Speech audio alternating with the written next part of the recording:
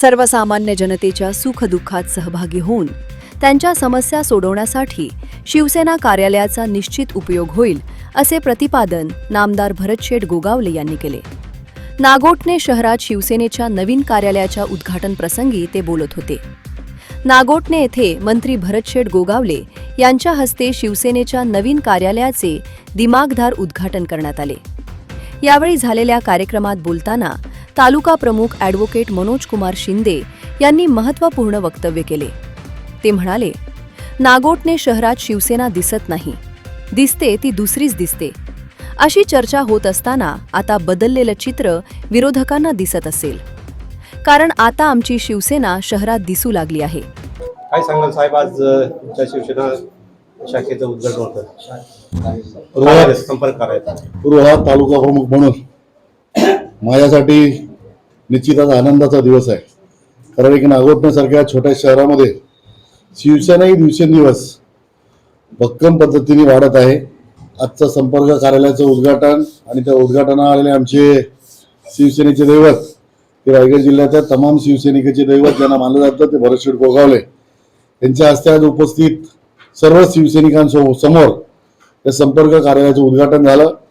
या कार्यालय उद्घाटन निश्चित झालं, परंतु या कार्यालयाच्या उद्घाटन उपस्थित असलेले सर्वच माझे शिवसैनिक पदाधिकारी, शहर प्रमुख असतील, विभाग प्रमुख असतील, उपविभाग प्रमुख असतील, त्याचबरोबर त्या विभागातील माझे सर्व ज्येष्ठ नेते असतील किंवा ज्येष्ठ सल्लागार म्हणून असतील, युवा सैनिक म्हणून असतील, महिला भगिनी असतील, माझ्या महिला पदाधिकारी असतील, या सर्वांची उपस्थिती ही फार अलोभनीय किंवा म्हणजे असं सांगायला वावगं ठरणार नाही की काही विरोधक बोलत होते की नागोठण्यामध्ये शिवसेना शून्य आहे, काय की नागोठण्यामध्ये शिवसेना शून्य आहे, फक्त दिसते ती आम्हाला दुसरीच दिसते।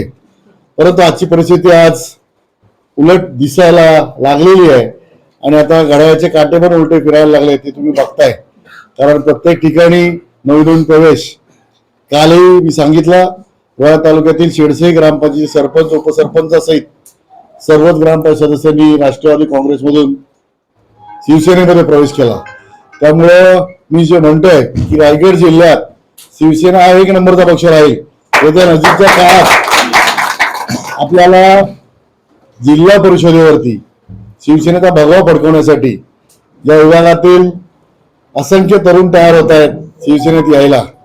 हा मतदारसंघ हा शिवसेनेचाच बालेकिल्ला आहे असं हे दाखवून द्यावं लागणार आहे। कारण मनोज असेल, सुमित असेल, मी सांगितलं की याच पद्धतीने आपण काम करत असताना शहर प्रमुख संतोष असेल, विभाग प्रमुख प्रवीण असेल, त्याचबरोबर आज ऐनघर सारख्या गावाचा प्रवेश असेल, वेताळवाडीचा प्रवेश असेल, त्याचबरोबर मी घेतलेले असंख्य प्रवेश असतील, या शहरातील एक एक कार्यकर्ता म्हणून आज झालेले प्रवेश असतील, आमच्या धामणेंचा प्रवेश असेल, कोंडगावचा हा एक चांगला जुना कार्यकर्ता कट्टर शिवसैनिक, त्यांनी देखील आज प्रवेश केला।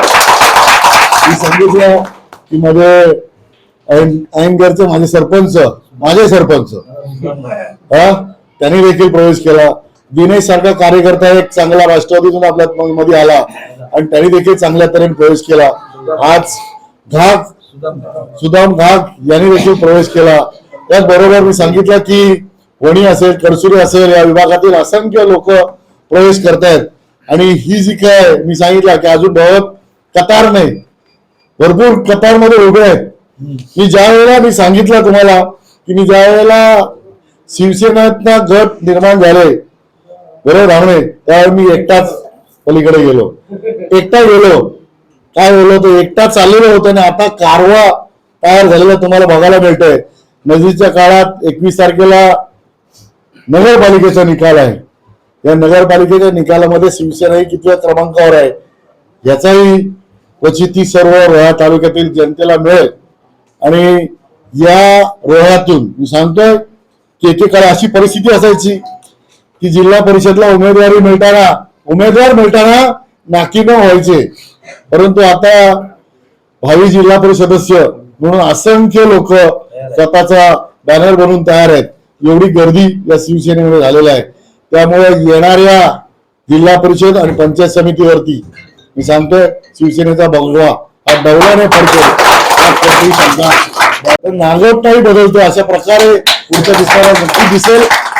आणि तुम्हा सर्वांना आजच्या या ऑफिसच्या निमित्ताने सर्वांना शुभेच्छा देतो आणि ते सांगतो जय हिंद जय महाराष्ट्र. साहेब, आता जिल्हा परिषदच्या निवडणूक येत आहेत आणि आपण बघताय की कार्यकर्त्यांची मागणी जी आहे, तर आपण काय जिल्हा परिषद सदस्य म्हणून इथे कोणामध्ये देणार आहात? बघा, मी देखील एक इच्छुक कार्यकर्ता आहे. त्यामुळे शिवसेनेमध्ये असंख्य इच्छुक कार्यकर्ते असतात आणि शिवसेना पक्ष आदेशावर चालतो. काय शिवसेना पक्ष आदेशावर चालतो.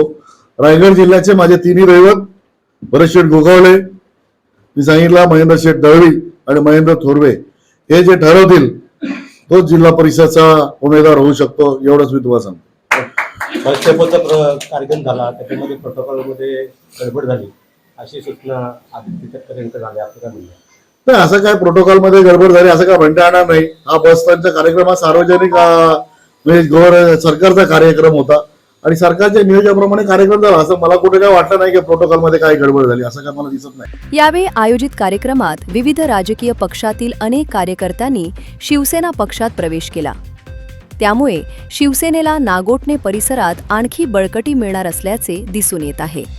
या उद्घाटन सोहळ्याला शिवसेना उपतालुका प्रमुख मनोज खांडेकर, युवा उद्योजक सुमित काते, युवा सेना रोहा तालुका सचिव मंदार कोतवाल, शिवसेना नागोठणे विभाग प्रमुख प्रवीण टाडकर, उपविभाग प्रमुख आकाश मडवी, उपविभाग प्रमुख विश्वनाथ शिर्के, नागोठणे शहर प्रमुख संतोष चितरकर, विभाग संघटक दिनेश घाग, ऐनघर विभाग संघटक प्रकाश ढोबळे, युवा सेना उपतालुका प्रमुख विशाल शिरसे, नागोठणे विभाग संपर्क प्रमुख संजय कणघरे, युवा सेना नागोठणे विभाग प्रमुख रोशन उंबरे, प्रसाद जाधव, राज दुर्गावले, संदीप वाजे, भरत यादव, महादेव दळवी, महेंद्र जांबेकर, शैलेश कासार, निलेश किळंजे, तेजेस तेलंगे, भानुदास शिंदे, संजय शिर्के, पुंडलिक शिर्के, राकेश दिगे, सुनील जांबेकर, हरेश भोसले, दिनेश भिसे, ऋतुज भिसे यांसह असंख्य शिवसैनिक मोठ्या संख्येने उपस्थित होते.